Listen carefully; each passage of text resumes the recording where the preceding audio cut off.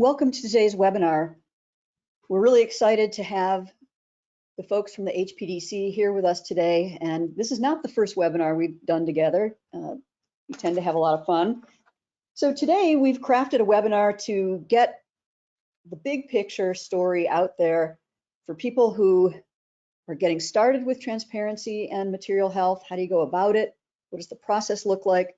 How do you actually make those investments in transparency pay off for your business using HPDs and the transparency catalog?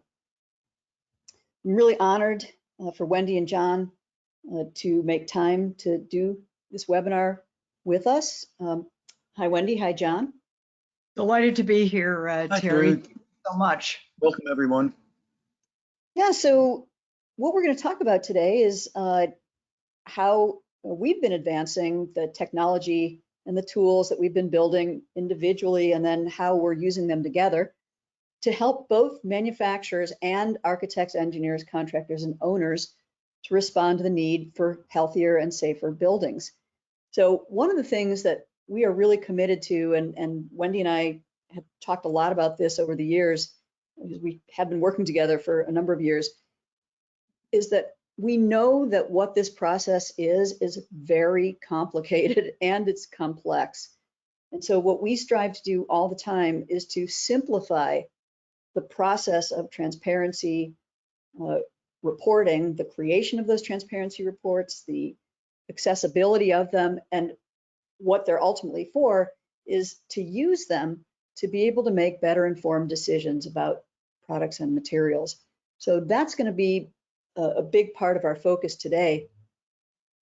So for those of you who are not familiar with Sustainable Minds, I'm Terry Swack and I'm the founder and CEO. Sustainable Minds is a cloud software and services company. I started the company quite a while ago already, before people cared too much about greener products and greener buildings. And our very first software tool is a streamlined eco-design and LCA tool for manufacturers of any kind of product to integrate into product development to be able to make better informed decisions about reducing the environmental performance or the environmental impacts of their products in early stage design. And so when LEED version 4 introduced product transparency in 2012 and said, manufacturers who use environmental product declarations to disclose the environmental impacts of their products can contribute to credits, we said, well, we can just take our experience and knowledge and the work we've done to simplify the understandability and use of LCA in design of products. We can take that right into the design of buildings and help manufacturers use LCA to market credibly greener products. And then material ingredient credit also came along, and having the technical expertise to deliver LCAs, we became a program operator, developed our own two-part PCR program, a very innovative type of EPD that integrates product transparency with product marketing. We developed our technical services also to support material ingredient assessments, and we'll talk about that a little bit later. But ultimately, the transparency catalog is the platform that enables manufacturers making products for the North American market, investing in transparency, one or both types, for the entire high performance building market to be able to find all of the manufacturers investing in transparency all in one place. So we're making it real simple to find those brands, find their products with transparency information, understand what the transparency information is disclosing, and be able to make better informed decisions. So that's the intro to us. Here's our agenda today. I'll do a quick intro of the partnership and what we're doing. And then Wendy and John are going to take you through the HPD overview, the success that they've had growing the awareness and demand for HPDs. John is going to take you through a really, really interesting and valuable step-by-step demo of how to use the HPD Builder to build an HPD. And then I'm going to take you through how we use the data from the HPD Builder API, bring that into the catalog, what we do with it, and how manufacturers are able to tell the interest and popularity of the HPDs that they're creating for their products. So this is the flow. This is really what we're going to talk you through today. John's going to talk you through how to build HPDs. I'm going to talk a little bit about how we then take the data from the API that they've built and provide. We'll talk about how we've made it super easy to find products with HPDs and just HPDs. We'll show you how we've made the information in the HPD a little bit more accessible and understandable. And then finally, we're going to look, and we're looking at it now, is new technology and tools that we launched back in January is an analytics dashboard for the manufacturers who have their products in the transparency catalog, where they're able to track the clicks and downloads of documents, all of the content that they have in the catalog. And here I just wanted to show it's very, very common that even for manufacturers who have lots and lots and lots of content and lots of disclosures, that HPDs are typically the most commonly downloaded documents. And what a manufacturer is also able to do is recognize that people have their own way of thinking about things, about how they source content when they're looking for products. And you're also able to see that. How are people finding products in the catalog? Are they going to a manufacturer's listing? Are they searching? And it's very, very interesting what we're learning about how people search, multiple types of filters that they'll add, and that how they'll even sometimes use another manufacturer's name in the search criteria, and yet they'll still end up at a particular manufacturer's content and download it. So that's very, very interesting that we're able to observe how people are working and what they're doing. And again, for manufacturers to really understand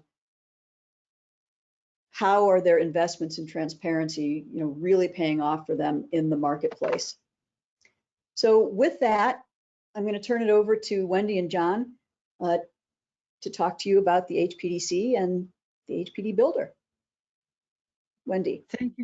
Thank you very much, Terry. And again, thank you for inviting us to participate. We always do have a good time, Terry, and with COVID, we can't be in the same room, but we've had some fun jams in the past when we were sitting side by side. So today we want to share is the portion here we're going to focus on is really someone who's a manufacturer who's entering into this area of material health, really for the first time, or may not yet have a lot of experience with this. And so I know some of you on the call are probably people with more experience. So if you bear with us, you're going to find, I think there's a lot of interesting things here too. But we're going to give a little basic introduction about material health and what is going on with the HPD, what is the role of the HPD Open Standard, and this broader ecosystem that we all participate in. So interestingly, green building got started and was underway for quite a while before the focus sort of turned to this issue of the chemical contents of buildings. And as Terry alluded to earlier, one of the reasons why this is it's complicated to do this work. It's complicated for manufacturers to discover this information. And it's complicated for the project teams and the owners and the contractors and everyone else to figure out what to do with this information. And so, we tried to take a pretty simple view of this. And I think a good way of understanding the goals here is when we think about all the progress that was made over decades after the introduction of a nutrition label methodology. And I want to really focus on that, because what the HPD Open Standard is a methodology that can be used by everyone, so that it doesn't really matter which product I'm looking at. I'm going to have the same way of understanding that information because everyone is following the same set of rules for reporting it, no matter that the packages may look a little bit different, the way it's presented may be slightly different, but I can always go back to that base document that has a specified format. And so just as we can understand the contents and then go on from there to understand the health implications of food for humans and the environment, the same is true with buildings. If we understand all the chemical contents of these buildings, we understand where they came from, what's been involved with them, we can understand the human and environmental impact as far as health is concerned. And so that's really the goal of the HPD Open Standard and the Health Product Declaration is this, does create this archival document, and that's what we're going to show how to create today. And as I said, it's really a method that enables manufacturers, architects, engineers, contractors, owners, anyone interested in this to understand what is in a building product. And then when we see all of them together, well, what is in that entire building? And so just quickly, the HPDC was formed going back, the initial ideas went back to 2010. The organization was formed in 2012 to work with the entire building industry to create this open standard that everyone can use. And we just you see here a timeline charting the progress.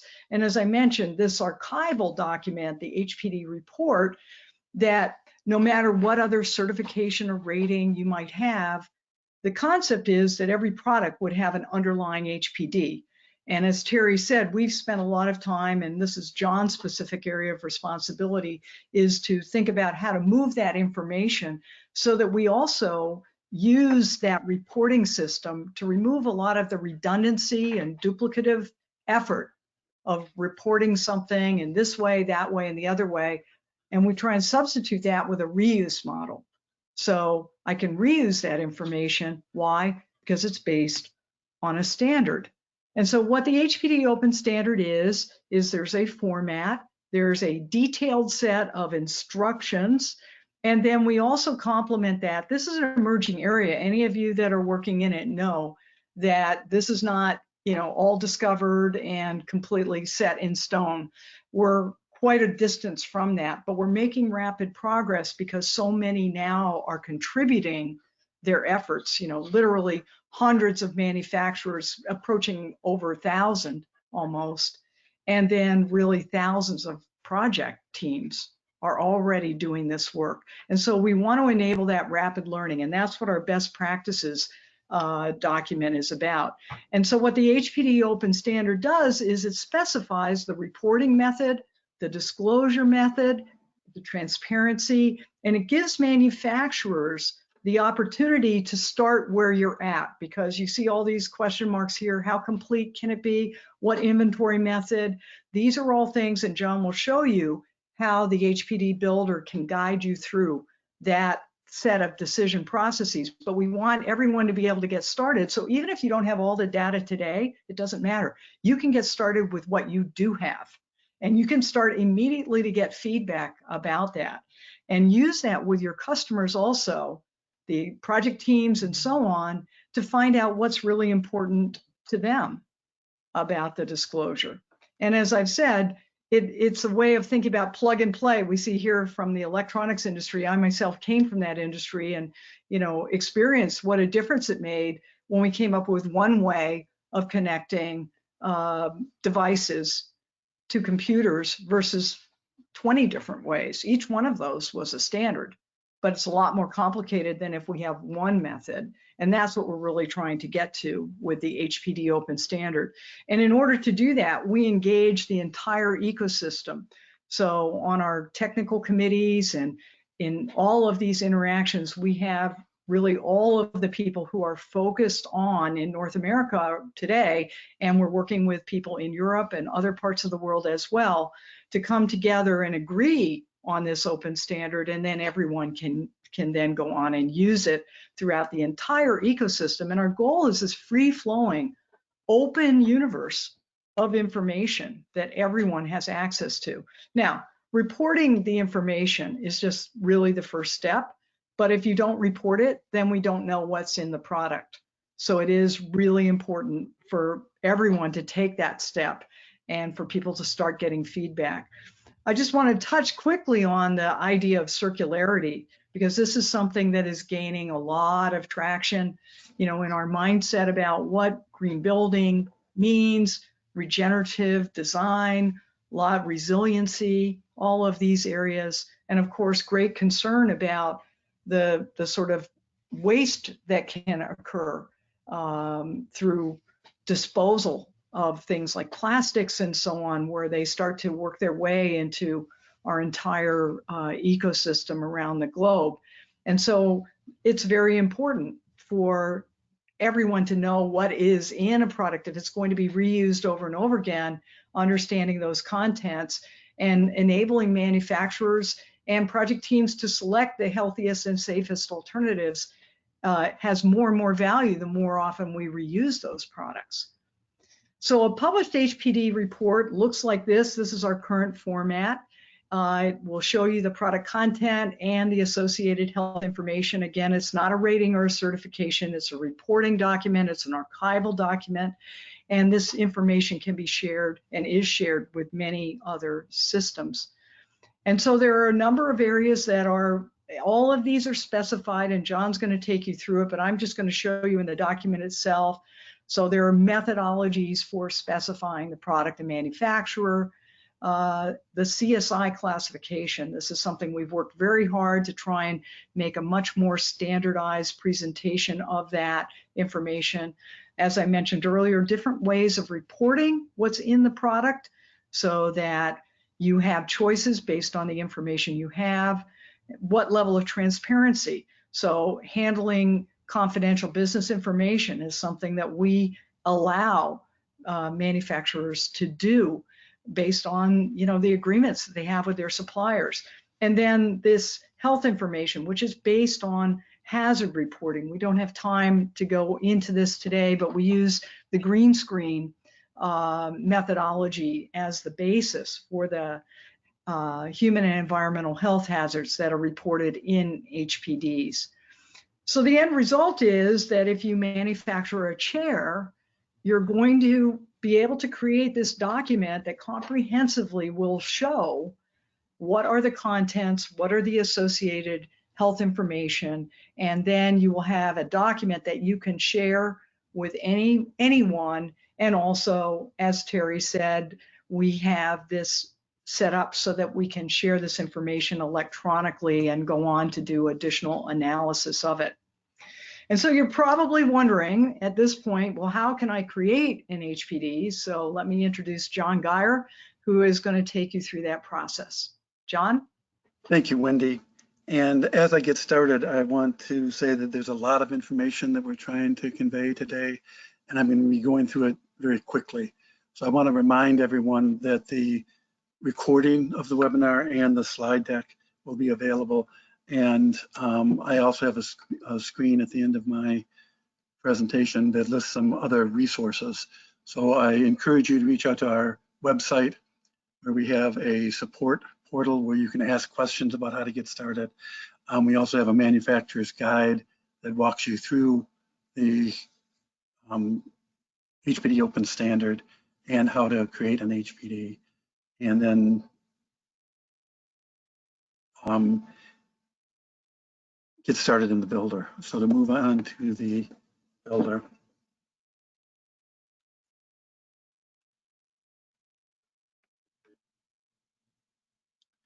Okay, this is the dashboard that you'll see when you first enter the builder.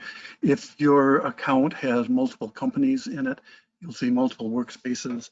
If you just have one company that you're addressing, you'll just have the one workspace. So I click on that workspace button, and then it takes us into the products page for the builder. And this page lists all the products that have been created and also the records for each product. A record is a single instance of the information for a specific HPD. So when we talk about a record, What we're really talking about is in a single HPD for that product.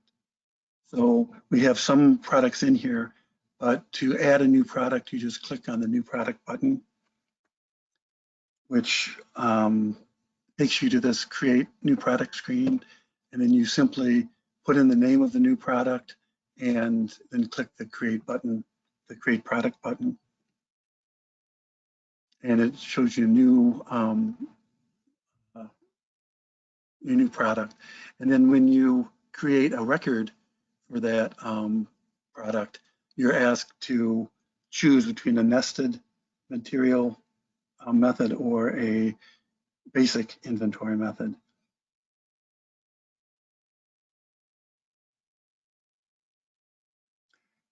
A basic inventory is just simply lists all of the substances that are in the product, while a nested inventory further organizes the contents by listing all of the materials in the product, such as if it were a carpet product, you might have materials like carpet fiber, carpet backing, adhesives. And then for each of those materials, you list all of the substances that go into that material. So it's really a little more detailed description of the product and is often requested by our end users. So we'll select nested material here and then click on create record, which takes us into the builder proper. And as you'll see, the left column shows all of the sections of the HPD. These are the sections that we'll be working on with a highlight on the section that we're currently working on. And then the rest of the screen shows the information that's required for this section.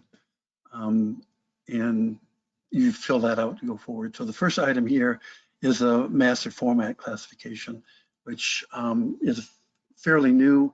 We had some problems with this because people had trouble deciding or determining what their classification should be. So now if you click on the small question mark icon next to the field, it takes you into the MasterFormat classification search.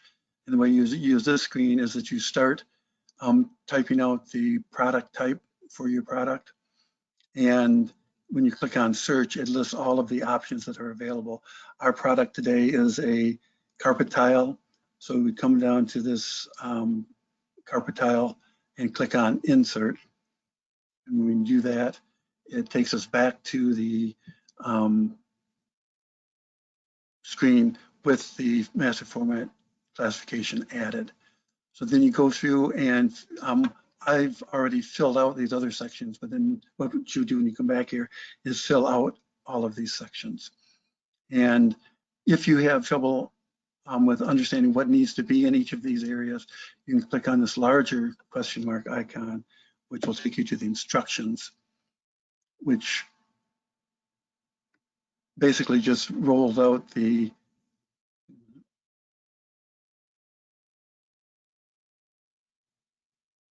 oh, I'm sorry, I wasn't seeing the instructions on my screen. What the instructions provide is basically the individual sections from the HPD Open Standard that are appropriate to each of the sections that you have to fill out here. So you continue filling this out and then hit the save button.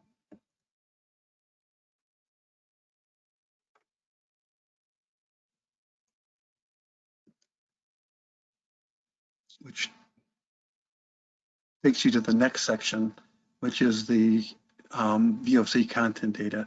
And here you're basically being asked if your product is liquid or wet applied or not. If it's not, you can just click on the checkbox and then save it. If you do have, if it is wet applied, when you select that, you'll see that there are additional information elements that you're asked to fill out that are required for a wet applied product. And then you fill that out and then click save. And that takes us to the materials page. Now, here we've added a couple of materials to show you what the screen looks like, but it would normally be blank when you first come here. But in order to add a material, you click on the Add Material button.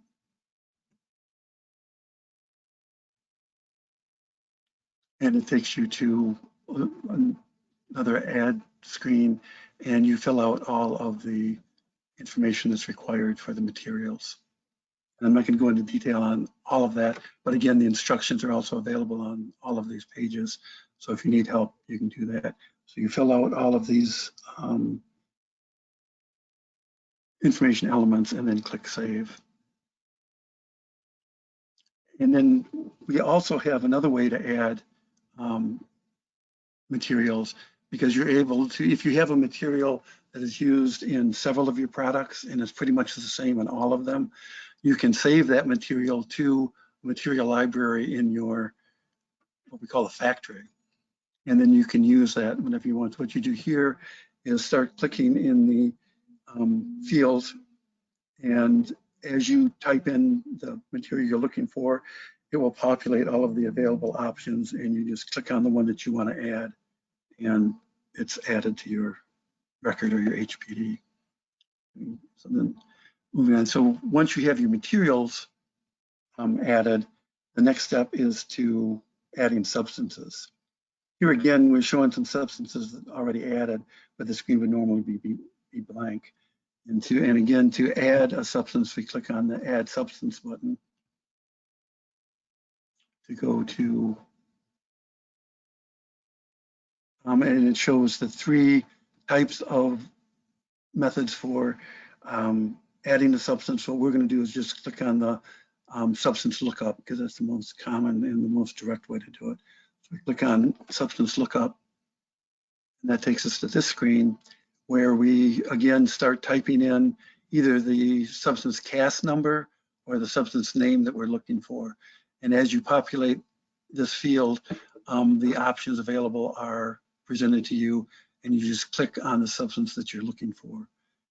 And that takes us back to the substance entry screen with the substance that we chose added, and then presents the other information that we need to fill out in order to complete the substances. So again, you can click on Save Substance to move on. And we also have another way to add both materials and substances, and that's with our supplier parts factory or library. And what the supplier parts library allows you to do is to send a request to your supplier, and then it gives them access to an extension to the builder called the supplier platform, and they can go into that platform and complete all of the information and send it back to you. When you get it back, then you can save that to the supplier parts, and then import that in much the same way that you import a material from the material library.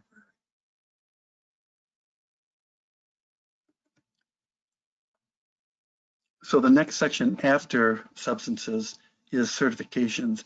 And one thing that may be worth mentioning here is I'm going through this one after the other, but as Wendy said, you don't have to complete one section before you move on to the other. So if you don't have any of your information, or if you don't have all of your information for one of these sections, you can put in what you want and then come back to the builder and choose which section that you want to. These don't just follow one after the other. Anytime you're in here, you can click on one of the other sections and go back and work on that if you want to. But again, to add certifications, we click on an Add Certification button. And it takes us to another similar screen. This may be starting to be familiar, but you start typing the certification that you want to add, and you'll be presented with a drop-down list that you can then select the certification from. And then you go ahead and finish the rest of the information that's required, and then save your certification. And then from there, we go to the accessories section. And accessories are those items that are separate from the product that we're disclosing, but required for installation or maintenance, or in some way need to be used with the product that we're describing. So it's not part of the product, not part of the disclosure, but we do disclose what other materials are used. So if there's another HPD, we can add that as well. So if you don't have any accessories, you can just click on the box and set up no accessories. If you do need to add an accessory, you click the Add Accessory button. And once again, you are presented with the information that's required, and you fill that out and save it. And moving on, the next section is the general notes. And this is just kind of an overview. This is mostly optional, but again, if you look in the instructions, it gives you suggestions for what should be included in here, but you just basically put whatever you want for the general notes and then save them. And then that takes us to our last section, which is the contact information and the publication. And I want to emphasize that this contact information is very important. A lot of users of the HPDs do have questions, and they want to talk to the person that was responsible for creating the HPD. So what we're looking for here is the contact information for the person that was responsible for creating the HPD. We don't want to see things like the sustainability team or marketing team or something like that. We want a real person that can actually answer questions that are involved. And again, it provides entry segments for all of the information that's required, and you just fill it out and then you can save it. Now, because we're getting close to publication, and publication is done from the screen, one of the requirements for publishing an HPD is make sure that it's compliant with the HPD Open Standard. So up here at the top, we have a compliance status, and this is actually available in all of the sections. So you can look at this as you're going along and see what you have for this section that still needs to be done. But if you click on that green button, it takes you to the compliance status screen. And if this were not ready to be publishable, it would show it a red square instead of green. And here we have a few suggestions for improvements, but there isn't anything that's keeping it from being publishable. If there's some required bit of information on any of the sections that we've worked on, this would show up as red and point you to what section you need to go to fix that. And then the other thing that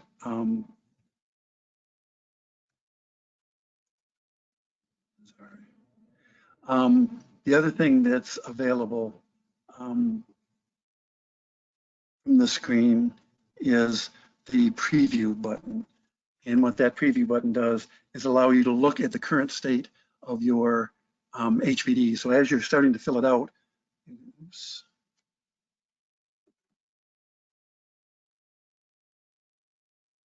As you're starting to fill it out, you can always go back and look at your draft of your document.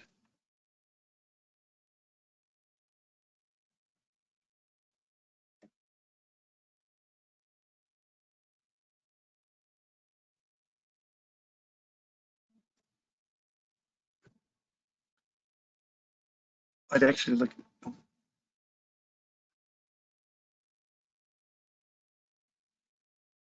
Okay, well, I hope that you saw that that preview was available. And as I said, you can preview the draft from any of the sections anytime you want to look at it. And also a lot of companies use the draft for internal review when they, before they actually publish the HPD. Then one last thing before we publish is the lead pre-check.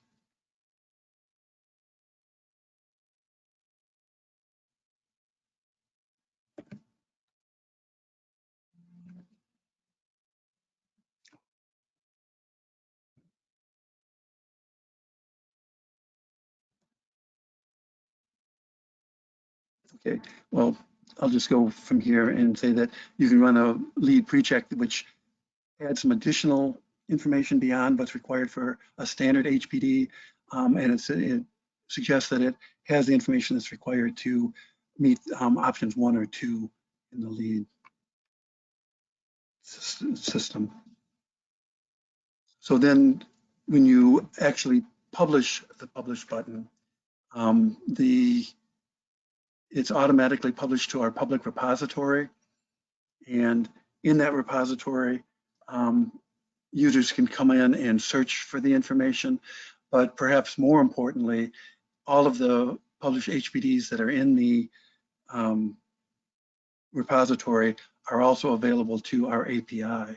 And so partners can come in and share that information. And Terry will be talking about that a little bit more in a minute. So that's what I had. Here are some of those resources that I mentioned earlier. And I'll stress again that you should feel free to reach out to us if you have any questions or need some help. We pride ourselves on, we're a small organization, but we pride ourselves on the customer service that we're able to provide. So if you contact us, especially through the support portal on the website, we will follow up with you and give you whatever help we can. And with that, I'll turn it back to Terry. Well, thank you, John and Wendy. John, that's a great walkthrough, and I'm sure a lot of people on the call, particularly the folks who would never create an HPD, are probably pretty surprised at how you've managed to really create a wizard tool to walk people through the ability to create something quite sophisticated. And good job, which is why there are so many. How many are there now published? 8,800? Actually, I think we're approaching 8,500. 8,500, right. And the rate of new HPD creation has also accelerated. I mean, it's pretty rapid. People are making a lot of HPDs pretty quickly. Which yeah, then we're seeing, Terry, you know, a solid 200, sometimes more per month, and that's from 40 to 50 different manufacturers typically. Yeah, we're seeing as the data comes through the API and we add it to the catalog, there are some manufacturers who are creating hundreds of HPDs, which means that you know, they've gotten really good at it, and it's a very useful tool for them. So there are so many HPDs getting created, but there are still lots and lots of manufacturers who have not created any material ingredient disclosures or any other kind of transparency documentation. And so our mission, Sustainable Minds is a mission-based company. Our mission has always been to operationalize environmental performance and now material health into the manufacturer's organization. It should simply become part of the way manufacturers make products, being able to evaluate, because both life cycle assessments and HPDs, the primary purpose or the first purpose is not for disclosure, but for the manufacturer to evaluate the environmental impacts or the potential risks and hazards of the materials used in their products, to then be able to drive change and improvement across the life cycle or in their formulations. And so while we do LCA work, you know, complete projects and develop EPDs, on the material ingredient side, because specifically the HPD Builder is designed to be easy to use, what we offer is a technical support package for those manufacturers who are getting started. And there's a few use cases that are pretty popular. And again, the intent of our support package is to train you to do it on your own. and operationalize it into your product development. The HPDC has excellent support when you're in it and doing stuff and need answers down the road. We too start where a manufacturer is, and typically we see that the person who's been designated in the company to take responsibility for creating the HPDs is not necessarily a technical person. Sometimes they're the sustainability lead or a sustainability intern sometimes. And so, you know, what we do with this technical support package is it can be used for whatever the manufacturer needs. And so some of the scenarios are just, you know, helping you get started, do a kickoff meeting, introduce you to the HPD process, help you figure out how to gather the ingredients and prepare for it, what data you're going to need. And then we're there to help look at the work you're doing, help you make decisions about specific questions you have about your own products. You know, we're there to do QA.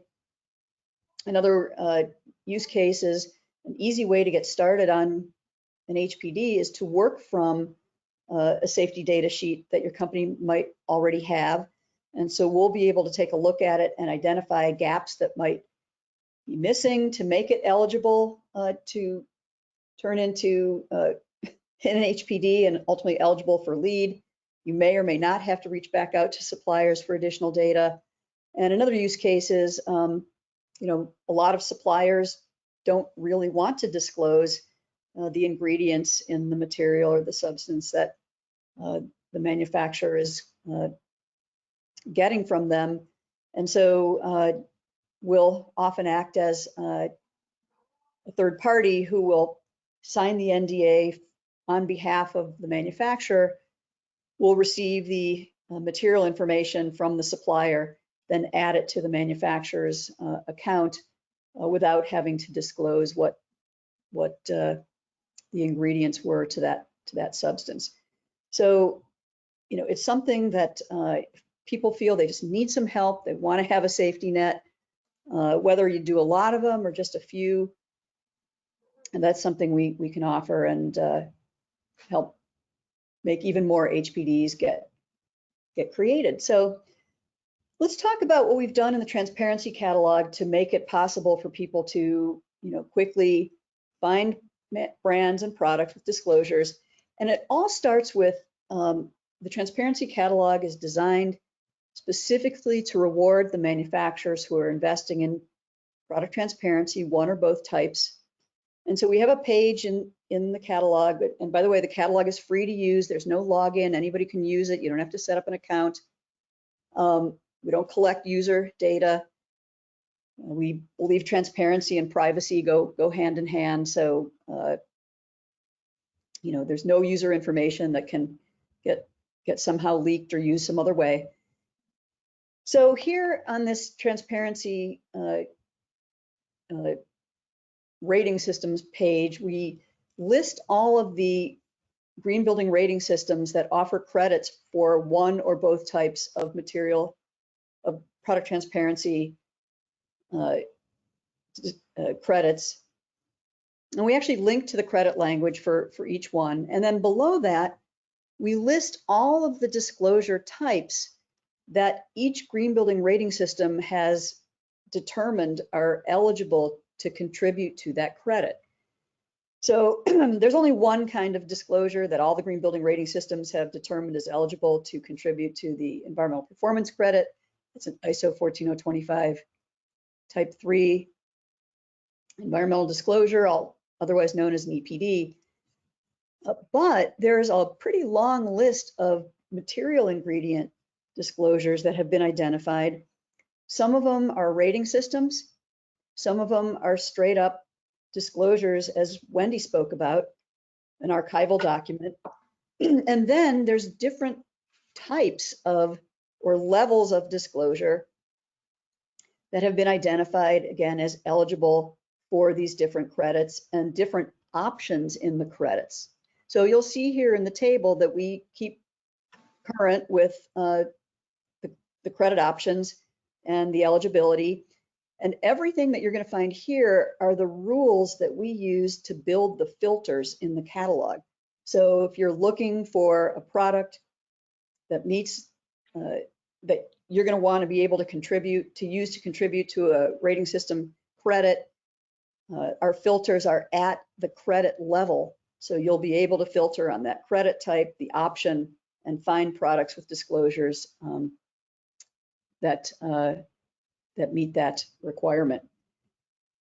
The HPDC has a lot of fantastic content on their website. This is a page that we use in our own training when we onboard people to just, get people conversant with the different scope and results attributes of the HPD. But I'm also showing you this because this is content that is not in the API, but that we pull from each HPD that we add for a manufacturer who has added their products. We pull this information from their HPD and add it to the interface to the manufacturer's listing so that in a glance, a user can see what the results, the scope and the results are of that particular HPD, and of course the expiration date. And again, I'll show you how the filters work. When you filter on a credit type, the disclosures, in this case the HPDs that are eligible for that credit will be displayed. So how we use the HPD Builder is not like a fire hose where we kind of hook it up to our application and kind of stream data in. We don't do that. We actually export all the data. We do this monthly. We evaluate it for making sure that the master format section that's been selected is the appropriate master format section. A lot of folks who create the HPDs are not experts in master format, so we just make sure that it is going to show up in the right section based on where people are going to look for it. We check it for the rating system's credit eligibility to make sure that we're going to put it, make it show up in the right filters. We check the scope and results, again, that we add to the manufacturer's listings who have added their products. And then we publish every HPD. We publish the link to the HPD in the repository. So that means if you update the HPD, that link is not going to break because the HPD has done a great job of making sure that that doesn't happen. The URL stays the same. And so what you're going to find in the transparency catalog is every single HPD that's published in the builder. You're going to find it in the transparency catalog in the appropriate master format section or sections, because manufacturers can have products that can be specified in multiple sections. And so when manufacturers add their products, they can list them in more than one section. They can list them in many sections if the product is as general as that, and so that people can find that product in every section it can be considered for. So, every HPD that's in the builder, you're going to find in the transparency catalog.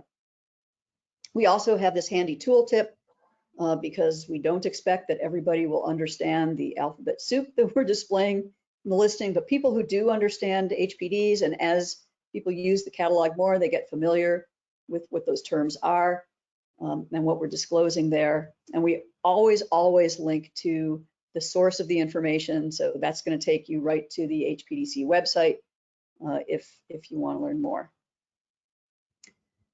So one of the things that we discovered, years ago when we launched the catalog is that most disclosures cover more than one specific product or one specific SKU. And now let's talk about HPDs, because HPDs are done at the material ingredient level. When a manufacturer makes a product or products and they all have the same ingredients, technically one single HPD can be done to cover all of those products because they're made from the same materials. So that means an HPD can cover a single product, 5 products, 20, We actually once worked with a manufacturer who created one HPD for 1,200 products because that was how many versions of that product that they made. And so at the end of the day, though, people are looking to specify products into high performance building projects. They want products with disclosures, not just disclosures. And so the design of the listing, the manufacturer's listing in the transparency catalog, allows them to list every single product that they have, which we then correlate to the disclosure that covers that product. So you can see in this example, for Unilock's unit paving classic, there are 16 versions of that product in that product family. There's one HPD, but you don't care that there's one HPD. You only care that this is the HPD that goes with that version of the product, if that's what you're specifying. And by the way, we link to the manufacturer's product page on their website. So we don't believe manufacturers should have to manage a lot of content about their products someplace that is not their website. Their website, and it should be the single source of truth. And so the transparency catalog is really a meta filter on the industry around, just for transparency. So the people who are using the catalog are only people who are interested in products with EPDs, HPDs, other types of transparency disclosures, because they're very committed to high performance building. So the manufacturer knows that those are the people that they are investing in the transparency documentation for. Those are the people who are using the catalog, and we're driving people back to the manufacturer's website to get the whole story and all of the content that they might need. We've again made it pretty easy for people to find products, whether they're looking for products to contribute to a rating system credit. As the rating systems Lead and Well have both added optimization credits, people are very interested in selecting products with optimized disclosure. So we created a subsection in the rating systems filter to be able to easily find those optimized disclosures. Every third-party verified HPD, when we indicate in the interface with a check mark that it's third-party verified, is eligible to contribute to the latest Well and Lead v4.1 option 2 optimization credits. And so there is a lot of value in third-party verification now that there are these additional credits. But also, not everybody is pursuing green building rating system certification, and they may still be designing to the requirements of the certification, but not necessarily pursuing the certification, so don't need all of the documentation for the submittal process. And at this point, people who are knowledgeable about high performance building, have developed certain preferences for certain kinds of disclosures. So, people can search by rating system credit, they can search by disclosure type, they can search by both. And I'll show you how to do that too. And I'm actually just going to jump to the demo in the last few minutes, but what I want to really convey to manufacturers who are on the call is, again, even though we have every EPD, every transparency, every HPD, declare label, every disclosure from every building product manufacturer in North America, at the end of the day, people don't specify disclosures. They specify products with disclosures. So when people are filtering and using the MasterFormat filtering, the disclosure type searching, we always display the manufacturers who have added their products first, and then that's followed by the free listings that have just the links to the disclosures. What happens is, because people need products, it turns out that the standard listings and featured brands get 5 to actually sometimes 50 times more visibility in any MasterFormat section than just a free listing.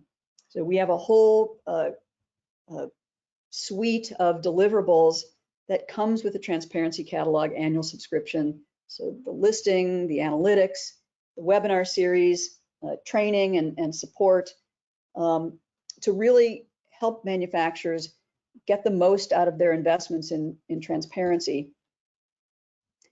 I'm just going to jump over here and do a very quick demo. There's so many use cases, again, depending on who the person is, their role in the project, the stage that it's in, whether you're doing early stage research, whether you're in the specification stage, whether you're a contractor and you're in pre-construction and you want your subs to be able to get bids from the manufacturers who meet the design intent of the design team or who are listed in the specification themselves. So really any combination, you can start here. You can pick a MasterFormat section. Let's go to Division 9. It's the largest section. It's the largest division in terms of the most sections, the most manufacturers, the most disclosure types. You can actually pick a section right here. You could even put in a brand and just say, just show me everything a particular brand has in Division 9. Or you can just pick the division and hit go. And that's what I'm going to do now. Because let's say you're a specifier and you're working on Division 9, you might just want to start out with going directly to Division 9 and seeing everything that's there. Just start over there. So you're going to see so it's thinking about it, but you're going to see there's 426 manufacturers and over 3,632 products in Division 9. So again, you can use any combination of filters to get started. So you might say, well, before I even drill into any of these sections, let's say I'm working on a lead project and I want to just only look at manufacturers who are going to be able to contribute to the material credit. And we'll see how many there are of those. So it's going to filter that down. And while you're waiting, you may say, you know, I want to go for broke. You know, it doesn't filter it down a lot. Let me see how many manufacturers have EPDs and material ingredient disclosures for each product. So, you know, that filters it down pretty significantly. You can even then go and say, even before I look through any of these sections, I want to see who's going to contribute to the optimization credit for materials. And now we've really just got it down to 4 brands and 45 products. I can look at those brands. I can select the ones I want to see. And that's, you know, that's a path that you could take. You know, alternatively, another way to do it would simply be to say, I'm going to work on the sections that I'm interested in, and I'm going to go into, you know, flooring, and it's going to display all of the manufacturers who have products in the flooring section. And we designed the filter to do 2 things to help you out. One is to be able to find solutions to a design problem that you might not have known existed, and to find brands that you might not have known existed. So right here in flooring, there's 174 brands, over 1,400 products. So what you're going to do is you're going to turn off what you don't want to see, because we show you everything in 0960. So you might say, yeah, I'm not looking for treatment. Oh, specialty, that's interesting. I'm not looking for that now, but I might want to come back. Not looking for masonry. Oh, look at all those different kinds of wood. I'm not looking for wood, but I might want to come back. Say I am looking for resilient. I'm not looking for terrazzo. I'm not looking for fluid applied or carpeting or access flooring. And now if we just filter it down to resilient flooring, you'll see how many manufacturers there are and how many products. And you can continue to filter down to exactly the kind of thing you want, or you can use any of the other filters. So I'm going to wrap up the demo. I invite everybody to come use the catalog, try it out, let the manufacturers know when you select or specify their products. There's contact forms on their listing pages. And I want to thank everyone who came today. If you asked a question and we didn't get to answering it, we will follow up with you for sure, either folks from the HPDC or us. You will get the link to the recording. You can request the deck. If you have a moment to take the exit survey, that would be awesome too. And thank you, Wendy and John, for taking the time to do this webinar today. And thanks everybody for attending. And we wish you a great day. Terry. Thank you. Thank you, everyone. Terry. Thanks, everyone.